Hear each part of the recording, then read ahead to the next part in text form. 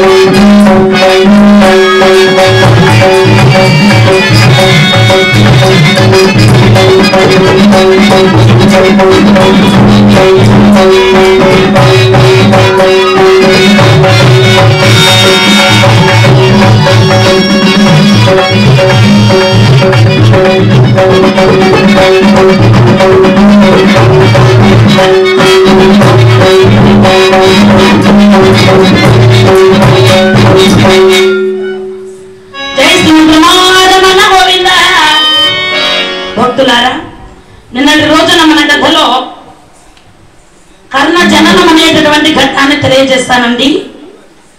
అక్కడి నుంచి కూడా మిగిలినటువంటి చరిత్రను తెలియజేస్తాను. కుంతీదేవి బిడ్డను నదిలో వదిలిపెట్టినప్పటి నుంచి విచారగ్రస్తురాలైంది భక్తులారా. ఆ యొక్క బిడ్డ రాధా అతిరథుల యొక్క ఇంట్లో హస్తినాపుర సామ్రాజ్యంలో ధృతరాష్ట్రుడికి రథసారథి అయినటువంటి అతిరథుడనేటటువంటి సూతునికి ఆయన భార్య రాధాదేవికి బిడ్డలు కలగకుండా ఉంటే ప్రతిరోజు కూడా నదికి వెళ్లి సూర్యునికి అర్ఘ్యము సమర్పించి సూర్యోపాసన చేసి వారు మరి ఇంటికి వచ్చేవాళ్ళు. యథావిధిగా వెళ్ళినటువంటి వాళ్లకు ఈ పెట్టె నదిలో కనిపించింది. ఆ పెట్టె తెరిచి చూడగానే బంగారము మధ్యలో సహజ కవచ కుండలాలతో వెలిగిపోతూ కనిపించాడట ఆ బిడ్డ. కొంతమంది కుంతీదేవికి చెవులలో నుంచి పుట్టినాడు కాబట్టి కర్ణుడు అని పేరు పెట్టారు అని చెప్పి చెబుతారు.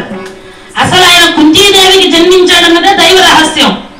ఆయన వరసజ్జో గర్భంలో పుట్టాడని వ్యాస భారతంలో స్పష్టంగా రాశారు. కాబట్టి ఆయన కన్నులలో నుంచి కాళ్ళలో నుంచి ఏం పుట్టలేదు. సహజ కవచ కుండలాలు ఉన్నాయి కాబట్టి కర్ణుడు అని పేరు పెట్టారు. బంగారం మధ్యలో దొరికినటువంటి వాడు కనుక వసుసేనుడు అని పేరు పెట్టారు. వసువు అంటే బంగారు, వసుసేనుడు ఆ యొక్క బంగారం అంతా ఆభరణాలు చుట్టూ ఉన్నాయి కాబట్టి వసుసేనుడు అన్నారు. అల్లారు ముద్దుగా ఆ బిడ్డకు చనుబాలిస్తూ పుట్టుకతోటే గొడ్డిరాలైనటువంటి ఆ రాధాదేవికి చనుబాలు ఉద్భవించేట మాతృ ప్రేమతో దినదిన ప్రవర్ధమానముగా చనుబాలు క్రోలుతూ అల్లారు ముద్దుగా పెంచుతున్నారు ఆ యొక్క బిడ్డను. భక్తులారా, ఎంతో వైభవంగా బోలలాడిస్తూ లాలులు పాడుతూ చక్కగా పెంచుతున్నారు. అట్లా పెంచాలి బిడ్డల్ని. ఈ రోజుల్లో పెంచుతారు. అయ్యా, పెద్దవాళ్ళ కాలంలో ఉయ్యాల తొట్లలో బిడ్డలను పడుకోబెట్టి అయ్యి అంటే వాడు అట్లా ఇట్లా చూసుకొని ఆ బిడ్డ అమ్మని మా నాన్నని అట్లా నలుగురిని చూసి వాడు నవ్వుతూ హాయిగా నిద్రపోయేవాడు. కొద్ది రోజులకి ఈ ఉయ్యాలు కట్టడం మొదలు పెట్టారు. ఆ ఉయ్యాలు కట్టేసి ఆ ఉయ్యాలు వేసి అంటే నిద్రపోయేవాడు. ఇప్పుడు మోల్డింగ్ ఇండ్లు ఎక్కడ చూసినా స్లాబులు పోసేసినాడు. పూడి ఇడుసులు తక్కువైపోయినాయి. ఈ స్లాబులకి ఒక స్ప్రింగ్ తగిలిచ్చేసి ఆ స్ప్రింగ్ ఒక బట్ట కట్టేసి అందులో ఆ బెడ్ను పడుకోబెట్టేసి ఒక్కసారి వాడిని అట్లా కిందకని వదిలేసినామంటే అరగంట సేపు వాడే ఉందునా పోదునా ఉందునా పోదునా ఉందునా పోదునా ఉందునా పోదునా ఉందునా పోదునా.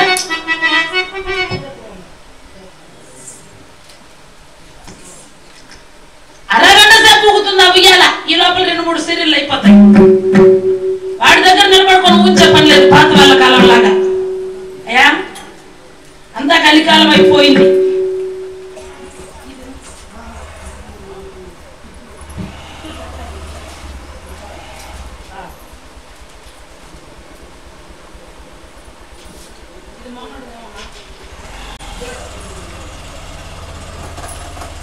భక్త మహర్షులారా,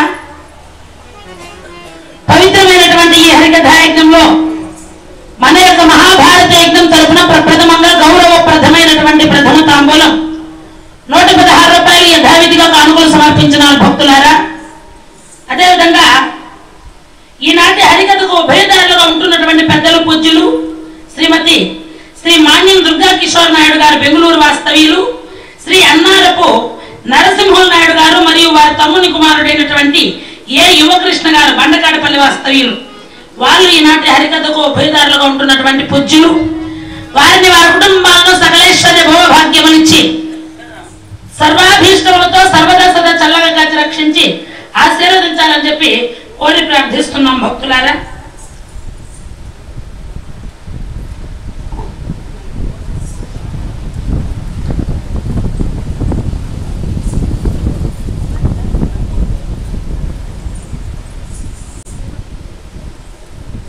భక్త మహర్షులారా, ఈరోజు మధ్యాహ్నము మా కళా బృందానికి భోజనాలు ఏర్పాటు చేసినటువంటి వారు, విందు భోజనాలు పెట్టించినటువంటి వారు శ్రీ అన్నారపు నరసింహుల నాయుడు గారండి, మరియు వారి తమ్ముని కుమారుడైనటువంటి యువకృష్ణ గారు బండకాడపల్లి వాస్తవ్యులు. ఈనాటి హరికథకు ఉభయదారులుగా ఉంటున్నటువంటి పెద్దలు. అల్లే కదా, చక్కగా వారి ఇంటి ఆడబిడ్డ వల్లే మా కళా బృందానికి అందరికీ కూడా అన్నదాత సుఖీభవ అన్నారు. అన్ని దానాల కన్నా అన్నదానం చాలా గొప్పదట. కాబట్టి మా కళా బృందానికి బ్రహ్మాండంగా భోజనాలన్నీ కూడా ఏర్పాటు చేసి అమ్మవారి యొక్క ఆలయానికి గాను 100 రూపాయలు, మా కళా బృందానికి 100 రూపాయల కానుకలు సమర్పించారు. వారిని వారి కుటుంబాలను అష్టైశ్వర్య భోగభాగ్యములిచ్చి కొలిచిన వారికి కొంగు బంగారి సర్వకాల సర్వస్థలందు సర్వాభీష్టములతో ఎలాంటి కష్టక్లేశ బాధలు కలగకుండా నిరంతరం తోడు ఉండగా ఉండి పిల్లా పాపలను చల్లగా కాచి రక్షించి ఆశీర్వదించాలని చెప్పి కోరి ప్రార్థిస్తున్నాం భక్తులారా.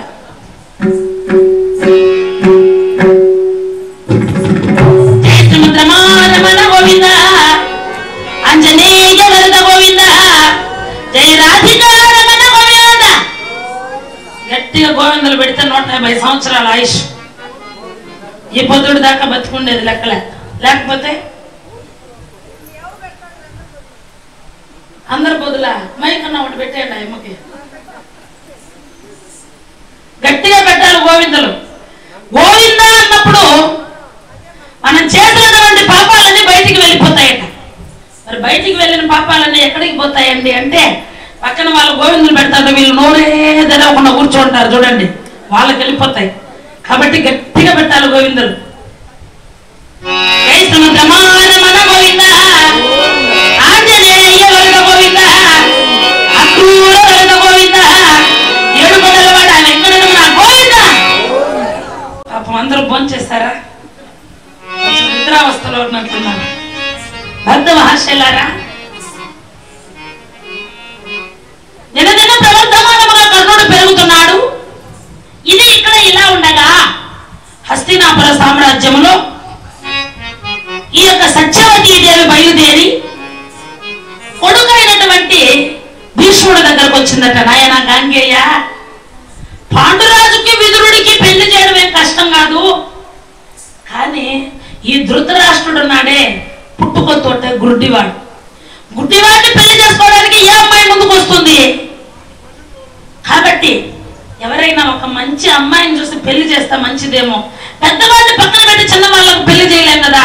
పెళ్లి వయసు వచ్చేసింది, ఇప్పుడు ఎట్లా నాయనా, వీడికి ఎవరిస్తారా బిడ్డని అని చెప్పి ఆయమ్మ బాధపడేసరికి, అమ్మా నువ్వేం బాధపడద్దు, వీళ్ళిద్దరి కంటే కూడా అధిక సంఖ్యలో వాడికి పెళ్లిళ్ళు చేస్తాను, నువ్వు భయపడొద్దు అని చెప్పి మాట ఇచ్చారు. చుట్టుపక్కల ఉన్నటువంటి రాకుమార్తెల యొక్క జాతకాలు, చిత్రపటాలన్నీ కూడా తెప్పించారు.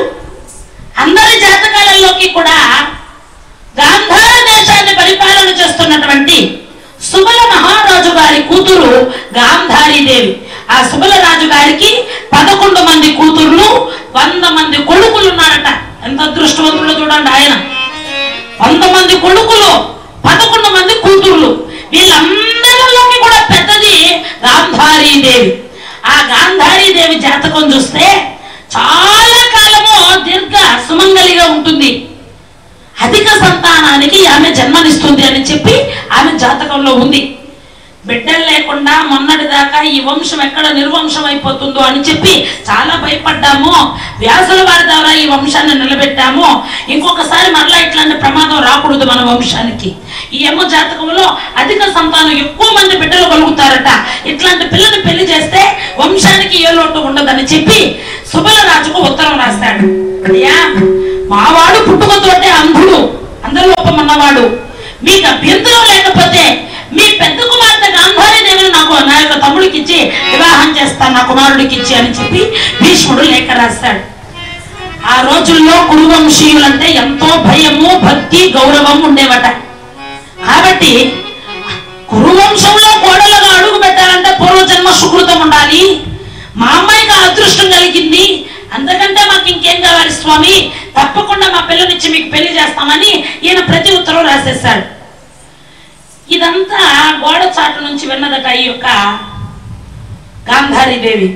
అంటే నాకు రాబోయేటటువంటి భర్త గుడ్డివాడన్నమాట. అంటే ఆయన చూడని ఈ లోకాన్ని నేను మాత్రం ఎందుకు చూడాలి?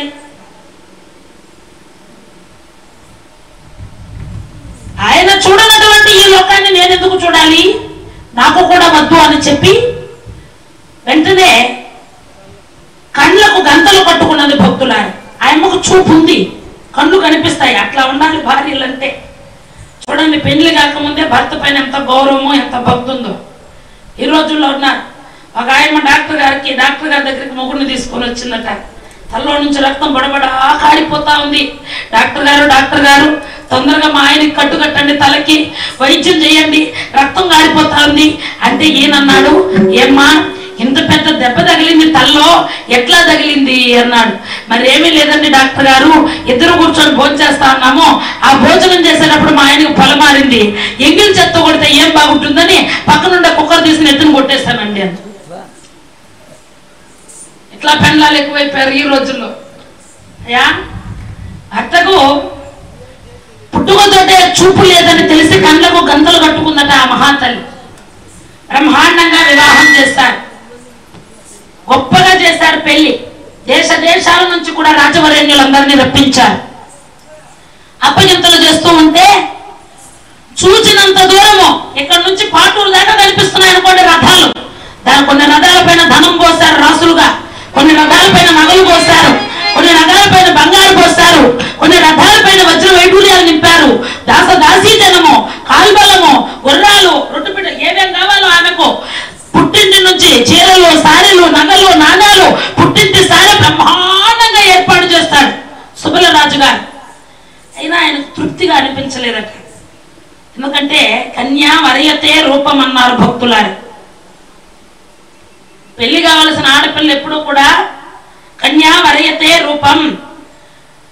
ఆడపిల్ల అనుకుంటుందట, పెళ్లి కావలసిన ఆడపిల్ల నాకు రావలసినటువంటి భర్త అందంగా ఉండాలి, 6 అడుగులు ఎత్తుండాలి, వీలైతే మహేష్ బాబు లాగా ఉండాలి, లేకపోతే ప్రభాస్ లాగా ఉండాలి. ఎవరికైనా కోరిక ఉంటుంది పెళ్లి కావాల్సిన ఆడపిల్లకు మనసులో భర్త పైన. కన్యా వరయతే రూపం మాతా విత్తం. ఆ ఆడపిల్లను కన్నా తల్లి అనుకుంటుందట, నాకు వచ్చే అల్లుడు బాగా డబ్బుండేవాడు అయితే బాగున్నాం, నా కూతుర్ని కష్టపెట్టకుండా చూసుకుంటాడు అని. పితా శృతం, తండ్రి మాత్రము నాకు వచ్చే అల్లుడు యోగ్యుడైతే చాలండి, వాడికి ఆస్తి లేకపోయినా పర్వాలేదు, ధనం లేకపోయినా పర్వాలేదు, గుణం బాగుంటే చాలు, కూలీ నల్లి చేసుకుని బ్రతికినా కూడా నా కూతురు యొక్క మనస్సు అర్థం చేసుకుని బ్రతికేవాడైతే చాలు అనుకుంటాడు తండ్రి. బాంధవాకుల విశ్చంతి, ఈ బంధువులు చుట్టాలు అయిన వాళ్ళందరూ కూడా మన కులంలోనే ఇస్తున్నారా, వేరే క్యాస్ట్ లో ఇచ్చి చేసేస్తున్నారు. మన వాళ్ళేనా, ఇంటర్ క్యాస్ట్ మ్యారేజా, మన క్యాస్టేనా, బాగా డబ్బుండే వాళ్ళు కదా అని చెప్పి ఇంకెవరికైనా ఇచ్చి చేసేస్తున్నారు. ఎన్ని సవర్లు నగలు పెట్టారో, ఎంత కట్నం ఇచ్చారో, పెళ్లి ఎట్టా చేస్తారో, భోజనాలు ఎన్ని రకాలు పెట్టారో ఇవి చూస్తారట అయిన వాళ్ళు. కాబట్టి ఈ సుబలరాజుకు చాలా సంతోషం అనిపించింది.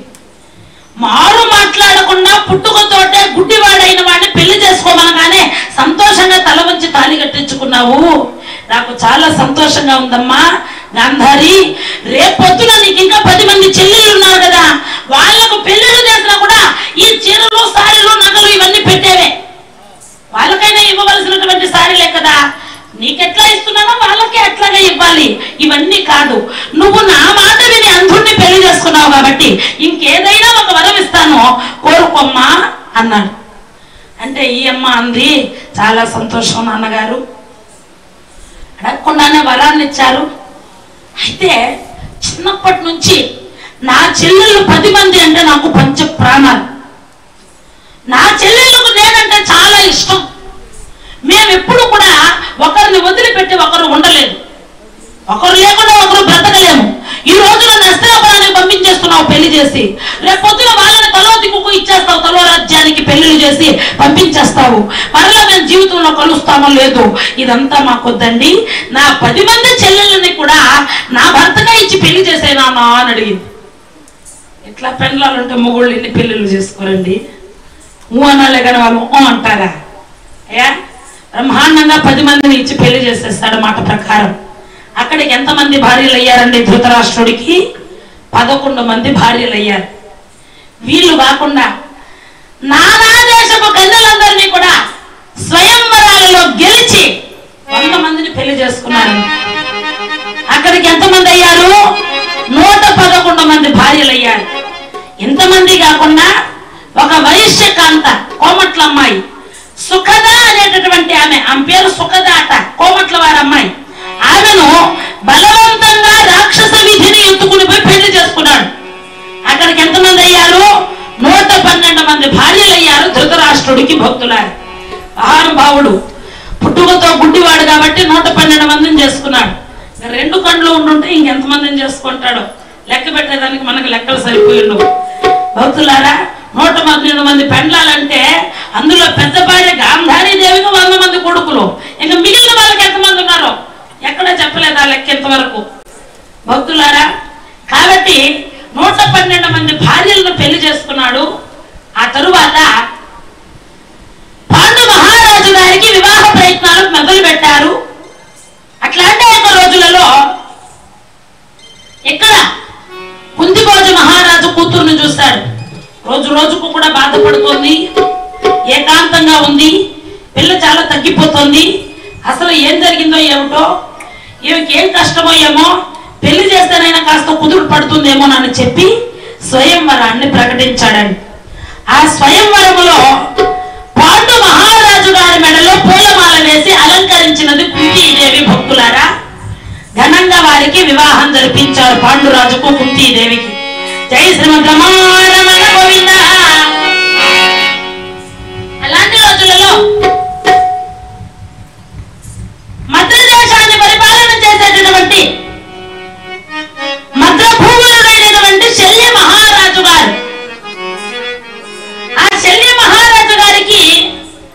మాద్రీదేవి అనేటటువంటి ఒక కూతురు ఉందండి, ఆ చెల్లెలుంది.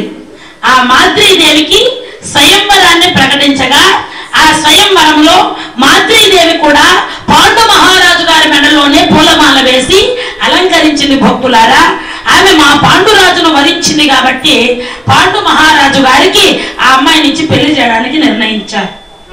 అయితే ఈ యొక్క మధ్య దేశంలో ఒక ఆనవాయితీ ఉందట. అదేమిటయ్యా అంటే, ఆడపిల్లను పెళ్లి చేసుకునేటప్పుడు కన్యాశుల్కము చెల్లించాలి. ఆ రాజ్యంలో పద్ధతి అది. ఎదురు కట్నం సమర్పించాలట కన్యాశుల్కం. అప్పట్లో ఆ ఆనవాయితీ ఉండేది. ఇప్పుడు కూడా వచ్చేస్తా ఉంది మరలా ఆనవాయితీ. అయ్యా, ఈ రోజుల్లో ఆడవాళ్ళు కడుపుతూ ఉంటే ఆసుపత్రికి పోతారు. డాక్టర్ గారు, కడుపులో ఉండేది మగబిడ్డ అయితే ఉంచండి, ఆడబిడ్డ అయితే తీసేయండి. ఆడబిడ్డల్ని కంటే ఊరికే అయిపోతుందా? వాళ్ళని పెంచాలి, పెద్దవాళ్ళు చేయాలి, కట్నం ఇయ్యాలి, పెళ్లి చేయాలి, వాళ్ళు గర్భం ధరిస్తే సీమంతాలు చేయాలి, బిడ్డల్ని ప్రసవిస్తే బారసాలు చేయాలి, వాళ్ళ బిడ్డలకు దేవుళ్ళు చేయాలి. పోనీ ఇన్ని చేసినా బాధ్యత అయిపోయిందా అంటే, వచ్చిన అల్లుడు గారు ఎప్పుడు అలిగిపోతారో తెలియదు. ఆయన అలిగిపోతే వాడు ఎముడుకు మొగుడే కూర్చుంటాడు. అమ్మాయికి మొగుడు ఎవరా అంటే, వాడు అలిగిపోయినప్పుడంతా పెద్ద పెద్ద కార్లు అడుగుతాడో, బుల్లెట్ బండ్లు అడుగుతాడో తెలియదు. కాబట్టి ఇదంతా ఎందుకు వచ్చిన గొడవండి. కాబట్టి హాయిగా మగబిడ్డని కనేస్తే ఏ బాధ ఉండదు అని ఆలోచించి కడుపులో ఉండగానే ఆడబిడ్డలను చెప్పేసి పరిస్థితి ఏమైపోయిందయ్యా అంటే, మగపిల్లలు ఎక్కువైపోయారు, ఆడపిల్లలు తక్కువైపోయారు. భక్తులారు, ఈ మగపిల్లలకి పాపం 35-40 సంవత్సరాలు వచ్చేసి గడ్డాల మీసాలు తెల్లగా అయిపోతున్నా పిల్ల దొరకడం లేదు, పెళ్లి జరగడం లేదు. ఆడపిల్లలు తక్కువైపోయారు. అందుకని మరలా ఎదురు కట్నం ఇచ్చి పెళ్లిళ్ళు చేసుకునే రోజులు వచ్చేస్తున్నాయి. ఆ రోజుల్లో ఉండేట మధ్య దేశంలో ఈ ఆనవాయితీ, ఆడపిల్లను పెళ్లి చేసుకునేటప్పుడు కన్యాశుల్కము చెల్లించేవారు. భీష్ముడు కాస్త ఎదురు కట్నాన్ని కన్యాశుల్కముగా చెల్లించి పాండురాజుకు మాద్రీదేవినిచ్చి ఘనంగా పెళ్లి జరిపించారు. అందరూ కూడా వారి వారి దాంపత్య జీవితాలతో ఆనందంగా బ్రతుకుతున్నారు. భక్తులారా,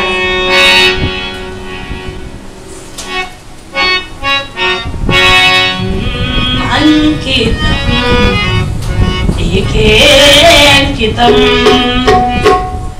నూరేళ్ళయి జీవితం అంకితం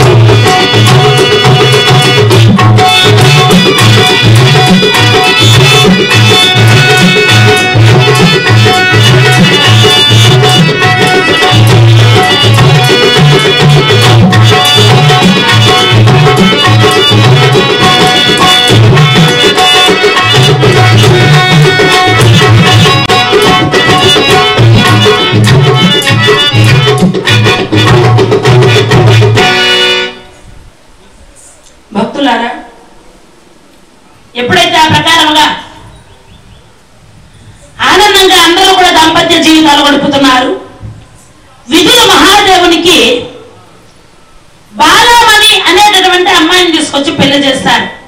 ఆమెనే సునీతి అని కూడా అంటారు భక్తులారా.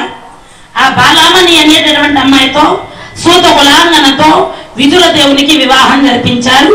అందరూ కూడా సంతోషంతరంగులై జీవనం గడుపుతున్నారు. అట్లాంటి సమయంలో చక్కగా